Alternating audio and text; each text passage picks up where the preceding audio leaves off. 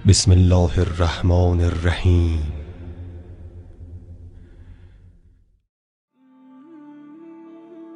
لفظ امام کا مطلب قیادت ہے، چاہے امام آپ کو اچھے راستے کی طرف لے جائے یا برے راستے کی طرف، معنی کے اعتبار سے اسے امام کہتے ہیں۔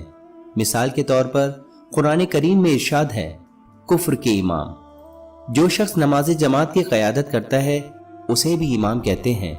البتہ الہیات کے نظریے کے مطابق امام کسی اسلامی معاشرے یا کسی سماج کے عالمی رہبر کو کہتے ہیں، اور وہ رہبر اس دنیا کے اور اس دنیا کے بعد کے تمام مسائل کو حل کرتا ہے۔ اگر ہم شیعہ اور سنی مکتب فکر کے امامت کے درمیان 3 بنیادی فرق دیکھیں تو اس کے مطابق مکتب تشیع اس پر یقین کرتے ہیں کہ نمبر 1، امام کو اللہ تبارک و تعالیٰ کی ذات ہی منتخب کرتی ہے۔ نمبر 2، امام کے پاس اللہ تعالیٰ کی جانب سے عطا کیا گیا علم ہونا چاہیے۔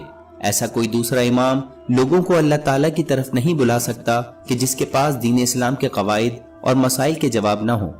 جیسا کہ تاریخ میں کچھ واقعات ایسے ملتے ہیں کہ کچھ خلفاء نے اپنے دور خلافت میں اپنے آپ کو مشکل میں ڈال دیا تھا، کیونکہ ان کے پاس لوگوں کی طرف سے پوچھے گئے کچھ سوالوں کے جواب نہیں تھے۔ نمبر 3، امام ہر قسم کے گناہ سے محفوظ ہوتا ہے اور معصوم ہوتا ہے، اور یہ وہی نظریہ ہے جو ہم نبوت کے بارے میں بیان کر چکے ہیں۔ سوال، اگر امام کوئی غلطی کرے تو کیا لوگ اس پر یقین کریں گے؟ جواب یہ ہے کہ اگر امام کسی بھی طرح کی غلطی کرے گا تو لوگ اس پر سے اپنا ایمان اٹھا لیں گے، اور اس طرح امام کا کردار اور اعتماد لوگوں میں سے ختم ہو جائے گا۔ مشہور حدیث کے مطابق اگر کوئی مر جائے اور اپنے زمانے کے امام کو نہ پہچانتا ہو تو وہ جاہلیت کی موت مرا ہے۔ ہم سب اس بات پر متفق ہیں کہ ایک امام کا ہونا ضروری ہے، بس ہمیں اس بات کا ثبوت تلاش کرنا ہے کہ اس امام کو اللہ تبارک و تعالیٰ منتخب کرتا ہے یا لوگ۔ لہٰذا مسئلہ یہ نہیں ہے کہ کس کو بطور امام منتخب کیا گیا، مسئلہ یہ ہے کہ امام منتخب کرنے کا حق آخر کسے اور کیوں حاصل ہے۔ جیسا کہ کچھ لوگوں کا عقیدہ ہے کہ امام کا انتخاب لوگوں پر چھوڑ دیا جائے، یہ صاف اور عیاں ہے کہ اس قاعدے کو بھی رسول اسلام کی وفات کے بعد نہیں اپنایا گیا، اور ایک تیسری راہ اپنائی گئی، یعنی چند خاص لوگوں نے نہ ہی اللہ کی طرف سے نمائندے کے طور پر کسی کو امام مانا اور نہ ہی عام لوگوں کی رائے کو مد نظر رکھا۔ ہم یہ جانتے ہیں کہ اللہ تبارک و تعالیٰ کی ذات حکمت والی ہے، اور نبوت کا سلسلہ ختم کرنے کے بعد، یعنی نبوت کے خاتمے کے بعد کسی کو نبی نہیں آنا۔ اس صورت میں خدا کی طرف سے لوگوں کی رہبری کے لیے امام کا نہ بنانا الہی حکمت کے خلاف ہے۔ اگر ہم قرآن کریم کا مطالعہ کریں تو ملے گا کہ اللہ تبارک و تعالیٰ کا قانون ہے کہ ہمیشہ وہ خود ہی انتخاب کرتا ہے۔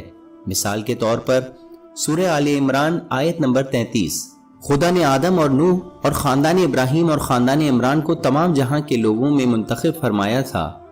سورہ نمل آیت نمبر 59، کہہ دو کہ سب تعریف خدا ہی کو سزاوار ہے اور اس کے بندوں پر سلام ہے جن کو اس نے منتخب فرمایا۔